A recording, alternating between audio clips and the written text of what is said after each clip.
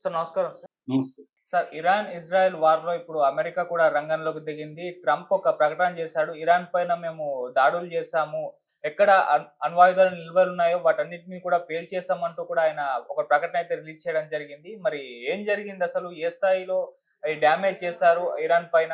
మరిప్పుడు ఇరాన్‌కు మద్దతుగా ఇటు రష్యా, చైనా ఏమన్నా రంగంలోకి దిగుతాయా? ఈ దాడుల తర్వాత ఇటు ఇరాన్ ఏం చేయబోతుంది? ఇజ్రాయెల్ ఏం చేయబోతుంది?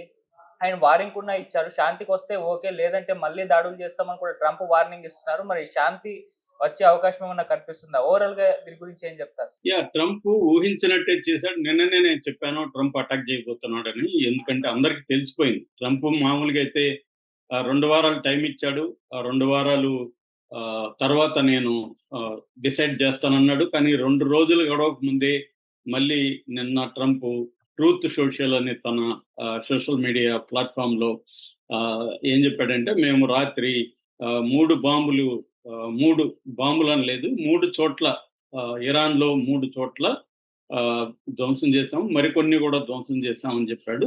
సో, అవి ఏవేవని కూడా ఆయన చెప్పాడు. ఫోర్దో ఒకటి, నతాంజ్ ఒకటి, ఇస్ఫహాన్ ఒకటి. ఈ 3 న్యూక్లియర్ సైట్లు. ఈ మూడిటిని కంప్లీట్‌గా మేము ధ్వంసం చేసేసాము. మా జీబీయూ 57 ఏదైతే ఉందో దాని అక్కడ వేసాం బంకర్ బస్టర్ బాంబు. కంప్లీట్‌గా ధ్వంసం చేశాము. వెనక్కి కూడా సక్సెస్‌ఫుల్‌గా అమెరికా చేరుకున్నాయి. సో, మా పేట్రియట్స్ దేశభక్తులైన సైనికులకి అభినందనలు తెలియజేస్తున్నాను. తర్వాత ఎప్పుడూ లేనంతగా మేము ఇజ్రాయెల్ కోఆర్డినేషన్‌గా ఈ అటాక్ చేశాము. చరిత్రలో ఎప్పుడూ లేదిది.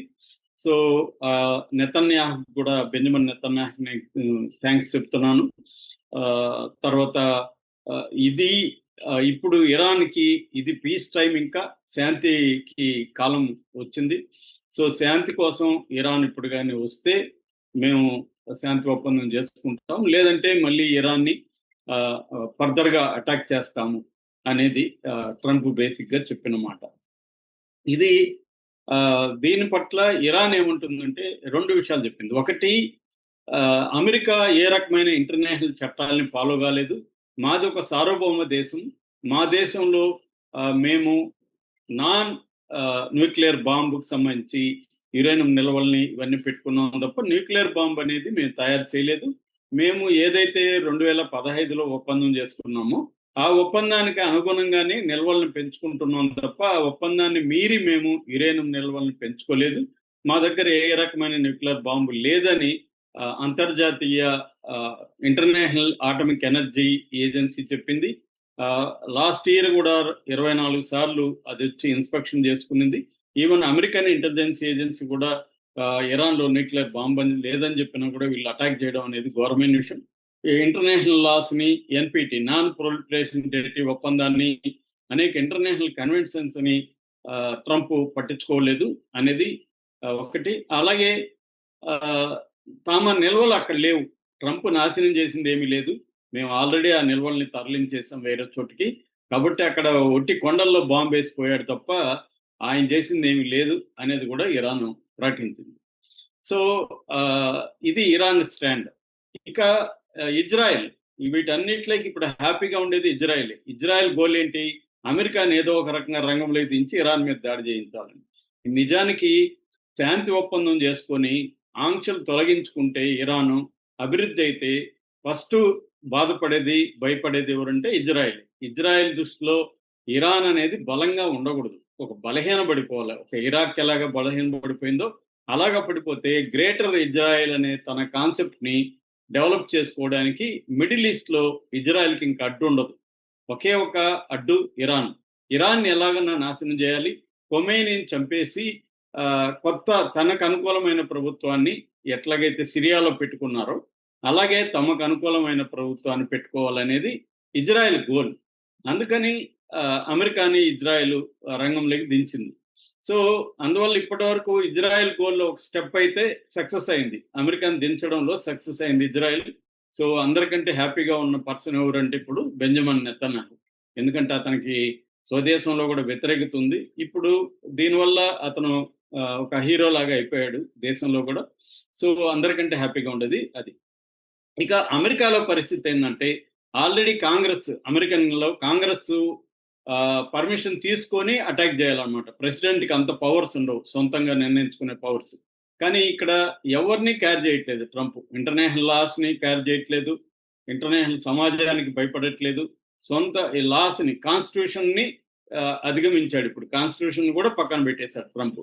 అందువల్ల ఇప్పుడు అమెరికన్ కాంగ్రెస్ తనకుండే స్పెషల్ పవర్స్ను ఉపయోగించుకొని ట్రంప్ మీద చర్య తీసుకోవాలని ప్రయత్నిస్తుంది అంటున్నారు. ట్రంప్ కేర్ చేసే పరిస్థితి లేదు. ట్రంప్ దేన్ని కేర్ చేసే పరిస్థితి లేదు. అతన్ని ఎవడు కూడా ఏమి చేసే పరిస్థితి లేదు.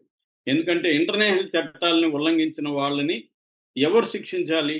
ఇంటర్నేషనల్ సంస్థలు శిక్షించాలి. ఆ ఇంటర్నేషనల్ సంస్థలకి కోరలు ఏమీ లేవు. వీటిని శిక్షించే అధికారం లేదు. లేకపోతే నెతన్యాహుని ఇంటర్నేషనల్ క్రిమినల్ కోర్టు ఎప్పుడూ అతన్ని వార్ క్రిమినల్ గా డిక్లేర్ చేసింది. 56,000 మంది ప్రాణాలు తీశాడు, అందులో సగం పైన పిల్లలు అని చెప్పి. అయినా కూడా అతను ఏం చేసుకోలేకపోతుంది. అతను హీరోగా వెతుకుతున్నాడు తప్ప ఏం లేదు. ఇప్పుడు ఇరాన్ ఏం చేయబోతుంది, అట్లాగే చైనా, రష్యా ఏం చేయబోతాయి? ఎందుకంటే ఇరాన్ మొన్నటి వరకు ఏం చెప్పిందంటే మా దేశం మీద అమెరికా గాని అటాక్ చేస్తే తీవ్ర పరిణామాలు ఉంటాయని ఇరాన్ చెప్పింది. అట్లాగే హిజ్బుల్లా, తర్వాత హౌతీ, యెమెన్లో హౌతీలు, షియా మిలిషియా గ్రూపులన్నీ కూడా హెచ్చరించాయి.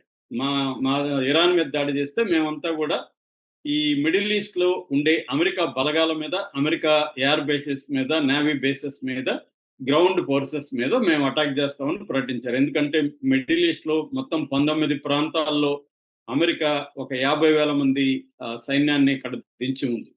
సో అమెరికా బలగాలు ఉన్నాయి, ఎయిర్ క్రాఫ్ట్ ఉంది, నేవీ బలగాలు ఉన్నాయి. సో వీటన్నిటి మీద ఇప్పుడు ఇరాన్ దాడి చేస్తుందా? తన యాక్సిస్ ఆఫ్ రెసిస్టెన్స్ అంటే హిజ్బుల్లా, హౌతీలు వీళ్ళ ద్వారా తన మూకుమ్మడి దాడి చేస్తుందా? లేకపోతే ట్రంప్ పిలుస్తున్నట్టుగా శాంతి చర్చలకు వెళ్తుందా? నిజానికి ఇరాన్ విచిత్రం ఏంటంటే ఇరాన్ దగ్గర అణుబాంబు లేదు. ఇరాన్ ఎన్పిటిలో, నాన్ ప్రొలిఫరేషన్లో సంతకం చేసింది. ఇంటర్నేషనల్ అటామిక్ ఎనర్జీ ఏజెన్సీ తన దేశంలో ఇన్స్పెక్షన్ కి ఇరాన్ ఒప్పుకునింది. వాళ్ళు ఇన్స్పెక్షన్ చేస్తూనే ఉన్నారు. మరోవైపు 2015లో ఈ ఒక ఒప్పందాన్ని కూడా చేసుకున్నారు. ఇరాను, తర్వాత అమెరికా, యూకే, రష్యా, చైనా, ఈ దేశ ఫ్రాన్స్, జర్మనీ, ఈ దేశాలతో కలిసి ఒక ఒప్పందం చేసుకున్నారు. ఆ ఒప్పందం నుంచి బయటకు వెళ్ళింది ట్రంపే. మళ్ళీ ఇప్పుడు చర్చలకు పిలుస్తుంది ట్రంపే జూన్లో. ఆ చర్చల్ని 5 సార్లు ఇరాన్కి సంబంధించిన ఫారిన్ మినిస్టర్ అబ్బాస్ అరాక్చి వెళ్ళాడు. 5 సార్లు అయిపోయి 6వసారి జూన్ 15 ఉంది. సో ఇరాన్ ఎప్పుడు నేను చర్చలకు రానలేదు, మీరు నా దేశంలో వచ్చి ఇన్స్పెక్ట్ చేయొద్దని అనలేదు, అన్నిటికీ ఓకే చెప్తుంది ఇరాన్. కానీ ఆ చర్చలు జరగనీయకుండా జూన్ 15 6వ తేదీ చర్చలు, 6వసారి చర్చలు ఉంటే అటాక్ చేసింది ఎవరు? ఇజ్రాయెల్ తమ దేశంలో అణుబాంబును డెవలప్ చేసుకుందని వార్తలు వస్తున్నాయి. ఇజ్రాయెల్ ఏ నాన్ ప్రొలిఫరేషన్ ట్రీటీలో కానీ, ఏ ఒప్పందంలో కానీ భాగం కాలేదు. ఏ అంతర్జాతీయ సంస్థల్ని తమ దేశంలో అలో చేయలేదు ఇది చేయడానికి. అంటే ఎవరిక్కడ దోషి? క్లియర్గా అమెరికా, ఇజ్రాయెల్ దోషులు. ఇరాన్ బాంబు లేని చోట 2 బాంబులు ఉన్న దేశాలు వచ్చి అటాక్ చేసి, నేను నీ మీద అటాక్ చేశాను కాబట్టి ఇప్పుడు నువ్వు నా శాంతి కోసం రా అని పిలవడం అయితే ఇంతకంటే విచిత్రము, ఇంతకంటే ఘోరమైన దుర్మార్గమైన విషయం ఏముండదు. నేను నీ ఇంటి మీదకి వచ్చి కొట్టి దాడి చేసి ఇప్పుడు నువ్వు నా టేబుల్ దగ్గరికి రా, మాట్లాడుకుందాం శాంతిగా అని పిలిచినట్టే ఉంది ఇది. సేమ్ ఇప్పుడు ట్రంప్ అదే చేస్తున్నాడు. అయితే ఇది ప్రపంచవ్యాప్తంగా ఇప్పుడు ట్రంప్కి ఎదురులేని పరిస్థితి అయితే ఉంది. ఇప్పుడు ఇరాన్ ఏం చేయబోతుంది అనే దాన్ని బట్టి థర్డ్ వరల్డ్ వార్ వస్తుందా లేదా అనేది మనకి అర్థమవుతుంది. ఎందుకంటే ఇరాన్ కానీ సైలెంట్గా ఉన్నా ఇజ్రాయెల్ సైలెంట్గా ఉండదు. ఇజ్రాయెల్ అటాక్స్ కంటిన్యూ చేస్తూనే ఉంటుంది. సో ఇరాన్ దాన్ని ఎదుర్కోక తప్పదు. ఇరాన్ ఏం చెప్పింది ఇప్పుడు కూడా, మీరు ఇజ్రాయెల్ని ఆపండి, మేము శాంతి చర్చలకు వస్తామని చెప్పింది. మీరు ఒక పక్క మా మీద దాడులు చేస్తా నన్ను శాంతి చర్చలకు రమ్మంటే ఎలాగా అనేది ఇరాన్ చెప్తుంది. అది న్యాయమైన విషయమే కదా. నా ఇంటి మీదకి నువ్వు దాడి చేస్తా వచ్చి నీతో నేను ఎలా శాంతి చర్చలకు రావాలి? ముందు దాడులు ఆపండి అని కదా చెప్పింది. అది కూడా చేయకుండా ఒక పక్క దాడులు చేస్తూ, ఒక పక్క వాళ్ళ సార్వభౌమాధికారాన్ని బ్రేక్ చేసి వాళ్ళ దేశంలోకి వెళ్ళి ఎప్పుడు వేయని బాంబుల్ని వేస్తూ, ఇప్పటి వరకు ఈ బాంబు అనేదాన్ని, GBU అనేదాన్ని అమెరికా ఎక్కడా ప్రయోగించలేదు. ఫస్ట్ టైం చరిత్రలో అది కూడా 6 బాంబుల్ని ప్రయోగించింది. సో ఇది ఫస్ట్ టైం. అసలు ఏమీ నిల్వలేని చోట ప్రయోగించి సక్సెస్ అని చెప్పుకోవడం కూడా ట్రంప్కే చెల్లింది. అంటే ఏమీ లేని చోట కూడా మేము పొయ్యేసి మేము చంపేసాం, నరికేసాం, ధ్వంసం చేసేసాం, సక్సెస్ అయిపోయినామని చెప్పుకోవడం నిస్సిగ్గుగా ఒక ట్రంప్కే చెల్లింది. ఇది మొత్తం ప్రపంచం అంతా నివ్వెరపోయి విచిత్రంగా చూస్తుంది. వీడెవడురా ట్రంప్, అసలు వీడు ఎంత ఘోరంగా బిహేవ్ చేస్తున్నాడని. అమెరికా ఏం చేసుకోలేకపోతుంది, మిగతా దేశాలు కూడా ఏం చేసుకోలేకపోతున్నాయి. ఇప్పుడు ఇరాన్ ముందు ఒకటి సరెండర్ అయ్యి ట్రంప్ చెప్పినట్టు వినడం, అట్లా చెప్పినా కూడా ట్రంప్ మళ్ళీ అటాక్ చేయడానికి కూడా గ్యారంటీ లేదు. అందుకని రెండోది ఏంటంటే రహస్యంగా అణుబాంబు తయారు చేసుకోవడం. ఎందుకంటే అణుబాంబు గాని ఉంటే ధైర్యం చేసేవాళ్ళు కాదు. ఇప్పుడు పాకిస్తాన్ మీద ధైర్యం మనం